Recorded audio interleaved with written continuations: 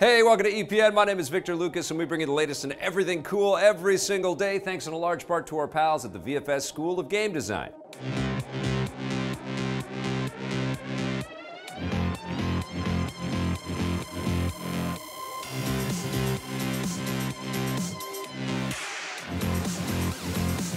Thank you so much, Vancouver Film School. Today's rundown is dedicated to Jamerick1, who says, "Can you give me a shout out in the next rundown, please?" Okay, there you go.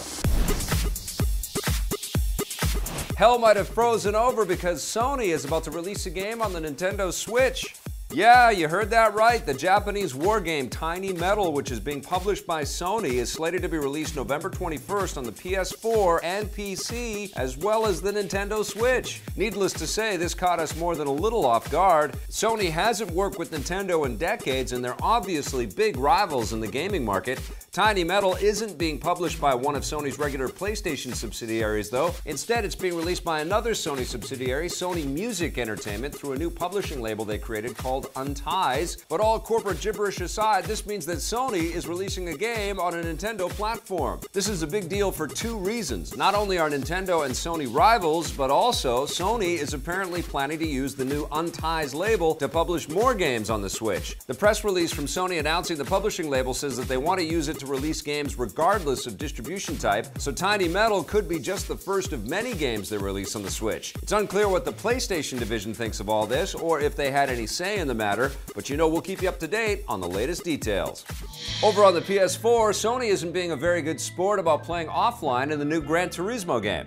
Gran Turismo Sport, the latest title in the PlayStation Racing series, finally hits the PS4 today, but you may not want to play if your internet connection goes down. In offline mode, most of the game's features are disabled, so users without an active internet connection will pretty much only be able to access the game's simplified arcade mode, and you also won't be able to save your progress. The majority of the game's features are only accessible online, and Sony says that they're doing this in order to prevent piracy and cheating, and also ensure that all of your progress, cars, and driver ratings are automatically synced. Other games have done this in the past, often to the chagrin of players who don't always have a reliable internet connection. Since Gran Turismo Sport launches today, we'll find out soon if there's a big backlash. What do you think? Do you hate it when games force you to be online, or are you cool with it? Give us your thoughts in the comments below. We finally know what to call Disney's untitled Han Solo prequel movie. The studio and director Ron Howard have announced the official title of the new movie. It shall henceforth be known as Solo, a Star Wars story, using the same subtitle as last year's Rogue One, a Star Wars story. This is pretty much what everyone expected. The film has long been referred to simply as Han Solo or Solo, so now you know what title will appear on the screen and on the boxes of all the tie-in merchandise. This is the first non-bad news about the movie that we've heard in a while. I got a bad feeling about this. It made headlines earlier this year when original directors Phil Lord and Chris Miller were abruptly fired after butting heads with Lucasfilm president Kathleen Kennedy, with Ron Howard stepping in soon after. Hopefully all this behind-the-scenes drama won't hurt the final film. Everything's under control, situation normal. Solo, a Star Wars story, flies into theaters in May 2018. Yes, I bet you have. Netflix isn't going to slow down the stream of original content anytime soon. With more and more original shows and movies being released exclusively on the streaming platform, Netflix wants to double down even more. In a recent call with investors, Netflix Chief Content Officer Ted Sarandos revealed that they're planning to release no less than 80 original movies next year, as well as 30 different anime shows. These numbers include original Netflix movies like the Will Smith and Joel Edgerton fantasy buddy cop movie Bright, as well as new indie movies made by other studios that sell the distribution rights to Netflix. All told, Netflix expects to spend around $8 billion on original content next year.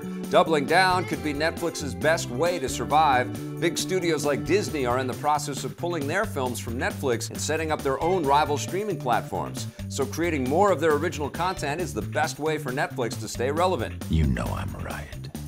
The real-life NBA season begins today, but the makers of NBA 2K18 already know what to expect.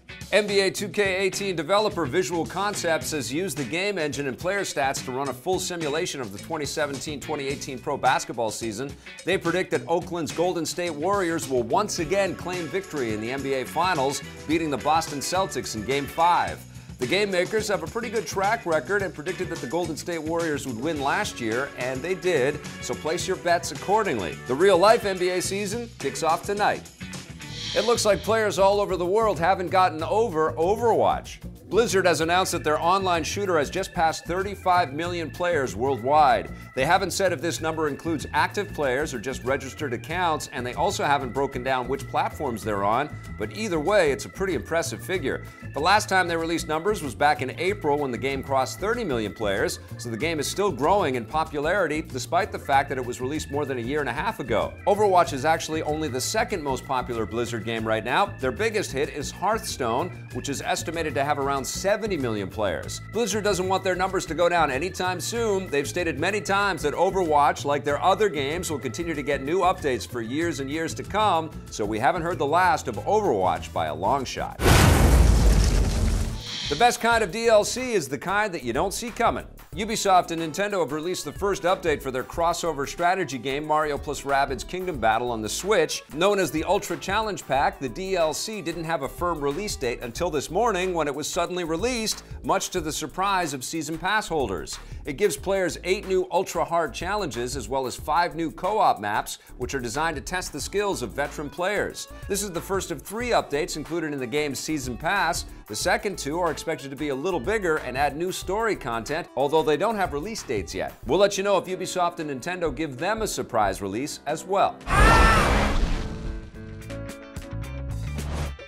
That wraps up the rundown today. If you'd like to learn more about game design, visit our friends at VFS.edu. We'll be back again tomorrow with a brand new episode for you. But in the meantime, check out some of the other content we've been making, and if you dig it, hit subscribe.